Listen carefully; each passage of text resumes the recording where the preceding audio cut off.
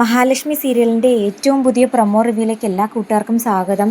സ്വാതിയും മേഘനും കമലേശ്വരം തറവാട്ടിൽ നിന്ന് സ്വന്തം വീട്ടിലേക്ക് പോലും പോകുന്നില്ലെന്ന് തന്നെ പറയാൻ കാരണം കണ്ണൻ്റെ സ്നേഹം പിടിച്ചു പറ്റാനും കണ്ണൻ്റെ മനസ്സിൽ ഇടം നേടാനും സ്വാതി അവിടെ തന്നെ നിലയുറപ്പിക്കുന്ന സമയം ഇടയ്ക്കിടയ്ക്ക് വരുന്നുണ്ട് മേഘനും.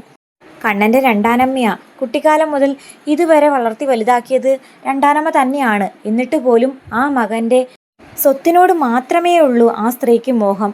സ്വന്തം സഹോദരൻ്റെ മകളോട് ഉപദേശിച്ചു കൊടുക്കുക, കണ്ണൻ്റെ കാലുകൾക്ക് ചലനശേഷി തിരികെ കിട്ടുവാണെന്നുണ്ടെങ്കിൽ നീ എന്തായാലും അവൻ്റെ ഭാര്യയായിട്ട് ജീവിതകാലം മുഴുവനും ജീവിച്ചോ, അല്ലെന്നുണ്ടെങ്കിൽ ഇപ്പോൾ ഒരു മിടുക്കി വന്ന് സ്വത്തുക്കൾ മൊത്തവും എഴുതി മേടിച്ചില്ലേ, അതുപോലെ നിനക്ക് കിട്ടുന്ന സ്വത്തുക്കൾ മുഴുവനും എഴുതി മേടിച്ചിട്ട് നീ അവനെ ഉപേക്ഷിച്ച് നല്ലൊരു പയ്യനെ വിവാഹം കഴിച്ച് ജീവിക്കണം എന്നൊക്കെ പറയുന്ന സമയത്ത് സ്വാതി പറയുന്നു, ഇനി അമ്മായി പ്രത്യേകിച്ച് ഉപദേശിക്കേണ്ട ആവശ്യമില്ല, എനിക്കെല്ലാം മനസ്സിലായി, ഞാനെല്ലാം നോക്കിക്കണ്ട് നിന്നോളാം എന്നൊക്കെ പറഞ്ഞ് ജ്യൂസുമായിട്ട് കണ്ണൻ്റെ റൂമിലേക്ക് ചെന്ന് ജ്യൂസ് കൊടുത്ത് കുറച്ച് സ്നേഹവർത്താനമൊക്കെ പറഞ്ഞതിന് ശേഷം ഇനി തോമസ് വൈദ്യരുടെ ഹോസ്പിറ്റലിലേക്ക് പോകുമ്പോൾ തീർച്ചയായിട്ടും ഞാനും കൂടെ വരും, മാത്രമല്ല കൺസ്ട്രക്ഷൻ സൈറ്റിലും ഓഫീസിലും ഒക്കെ പോകുമ്പോൾ സ്വാതിയും കൂടെ വരുമെന്നൊക്കെ പറയുമ്പോൾ കണ്ണന് മനസ്സിൽ ഓർമ്മ വരുന്നത് വീൽ ചെയറിൽ ഇരിക്കുന്ന തന്നെ വിവാഹം കഴിക്കാൻ താല്പര്യമില്ലെന്നും പറഞ്ഞ് ഷാഡ്യം പിടിച്ച് നിന്നിരുന്ന ആ പഴയ സ്വാതിയാണ്. ശരിക്കും പറഞ്ഞാൽ കണ്ണൻ്റെ മനസ്സിൽ സ്വാതി സ്വന്തം സഹോദരിയെ പോലെയുള്ളൂ. മഞ്ജുവിനെ എങ്ങനെയാണ് കാണുന്നത് അതുപോലെ തന്നെ സ്വാതിയും കണ്ടിട്ടുള്ളൂ. അവളെ ഒരു മുറപ്പെണ്ണായിട്ടൊന്നും കണ്ണൻ ഇതുവരെ സ്വപ്നത്തിൽ പോലും കണ്ടിട്ടില്ല. എന്നാൽ അതേസമയം സ്വാതിയാണെങ്കിൽ കണ്ണൻ്റെ കാൽവിരലുകൾ ചലിക്കുന്നത് കാണണമെന്ന് ആഗ്രഹം പറയുന്നത് പ്രകാരം ചലിപ്പിച്ച് കാണിച്ചു കൊടുക്കുന്നുണ്ട് കണ്ണൻ. അതൊക്കെ കണ്ട് ഒരുപാട് സന്തോഷമാകുന്നു പുള്ളിക്കാരിക്ക്. അതേസമയം കണ്ണനെ കയ്യിലെടുക്കാൻ സ്വാതി വന്നിരിക്കുന്ന കാര്യം അനന്തും ലേഖയും മഹാലക്ഷ്മിയോട് പറയുമ്പം മഹാലക്ഷ്മിക്ക് ശരിക്കും പറഞ്ഞ ചിരിയാണ് വരുന്നത്. എന്നിട്ട് അനന്തുവേട്ടൻ ചോദിക്കുന്നു, അങ്ങനെ സ്വാതി വന്ന് നിൽക്കുന്നതിൽ മഹാലക്ഷ്മിക്ക് എന്തെങ്കിലും ബുദ്ധിമുട്ടുണ്ടോ, കണ്ണൻ്റെ മനസ്സ് മാറുമെന്ന് പേടിയുണ്ടോ എന്ന് ചോദിക്കുന്ന സമയം മഹി പറയുന്നു, ഏത് സുന്ദരി പെൺകുട്ടികൾ കണ്ണേട്ടൻ്റെ അടുത്ത് വന്നിരുന്നാലും തനിക്കൊരു പേടിയില്ല, കാരണം കണ്ണേട്ടൻ്റെ മനസ്സിൽ എനിക്ക് കിട്ടിയ ആ സ്ഥാനം പോകില്ലെന്നുള്ള കാര്യം എനിക്ക് ഉറപ്പുണ്ട്.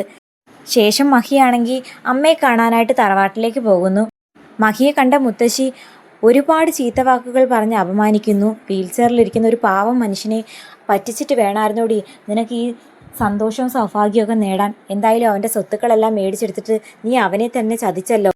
മരുമോൻ്റെ കാര്യം പറഞ്ഞ് അമ്മയും മോളും എന്തൊരു പൊങ്ങലായിരുന്നു, ഇപ്പം എന്തായടി എന്നൊക്കെ ചോദിക്കുന്ന സമയത്ത് മഹിയാണെങ്കിൽ ഒന്നും പറയുന്നില്ല. നീ ഇവിടെ ആരെ കാണാൻ വന്നിരിക്കുന്നു, ഈ വീടിൻ്റെ പടി പോലും കയറാൻ പാടില്ല എന്നൊക്കെ പറയുന്ന സമയത്ത് മോഹിനി പറയുന്നു, എന്നെ കാണാൻ വന്നതാ, ഈ വീട്ടിൽ എൻ്റെ മോൾക്ക് വരാൻ മറ്റാരുടെ അനുവാദത്തിൻ്റെ ആവശ്യമില്ല, അമ്മയ്ക്ക് പ്രത്യേകിച്ചും പറയാൻ ഒരധികാരവും ഇല്ലെന്നൊക്കെ ഓർമ്മിപ്പിക്കുന്ന സമയം പിന്നെയും കുത്തുവാക്കുകൾ പറഞ്ഞ് മഹിയുടെ മനസ്സ് വേദനിപ്പിച്ചിട്ടാണെങ്കിൽ മുത്തശ്ശി അകത്തേക്ക് പോകുന്നു. പ്രതാപൻ വരുന്നതിന് മുമ്പിട്ട് മര്യാദയ്ക്ക് പൊക്കോളാൻ പറഞ്ഞിട്ട് അന്നേരം മഹിയാണെങ്കിൽ അമ്മയോട് പറയുന്നു, ഇനി അമ്മയെ കാണണമെന്നുണ്ടെങ്കിൽ ഞാൻ ക്ഷേത്രത്തിലേക്കും കാണാൻ വരാം, ഈ വീട്ടിലേക്ക് ഇനി ഞാനില്ല.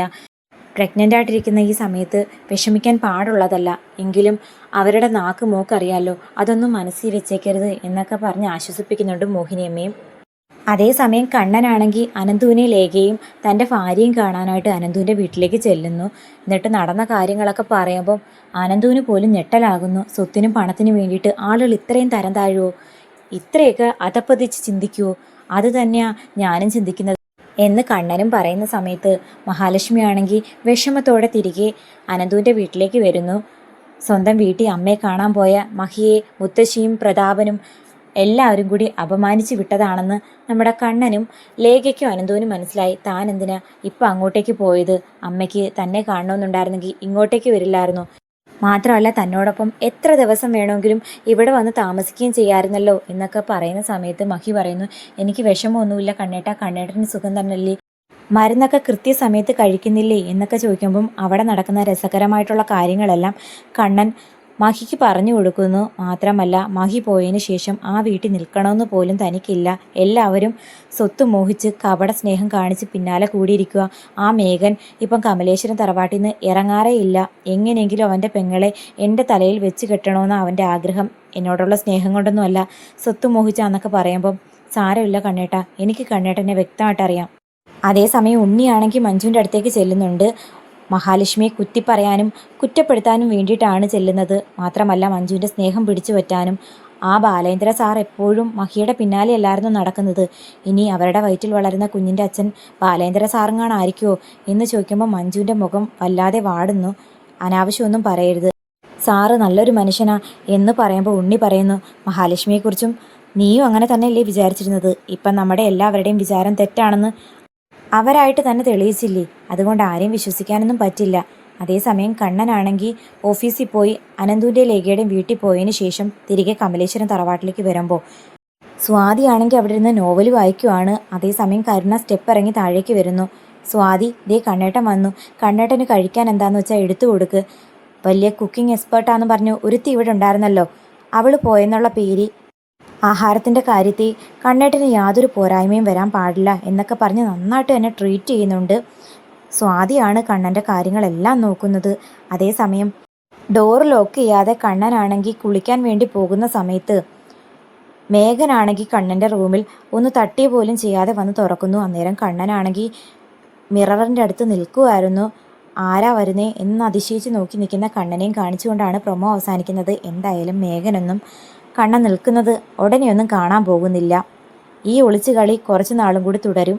മഹാലക്ഷ്മിയുടെ വയറ്റിൽ വളരുന്ന കുഞ്ഞിൻ്റെ അച്ഛൻ ആരാണെന്നുള്ള സത്യം അറിയുമ്പോഴായിരിക്കും കണ്ണനും കൂടി ചേർന്ന് എല്ലാവരെയും പറ്റിക്കുകയാണെന്നുള്ള സത്യം തിരിച്ചറിയുന്നത്. എന്തായാലും കരുണയും ഉണ്ണിയും ഒത്തുചേരാനുള്ള അവസരം മഹാലക്ഷ്മിയും കണ്ണനും ഒരുക്കി കൊടുക്കുമ്പോൾ സത്യങ്ങൾ അറിയുമ്പോൾ കരുണയുടെ റിയാക്ഷൻ എന്തായിരിക്കും? കാത്തിരിക്കുക ആ ഒരു നിമിഷത്തിന് വേണ്ടിയിട്ട്.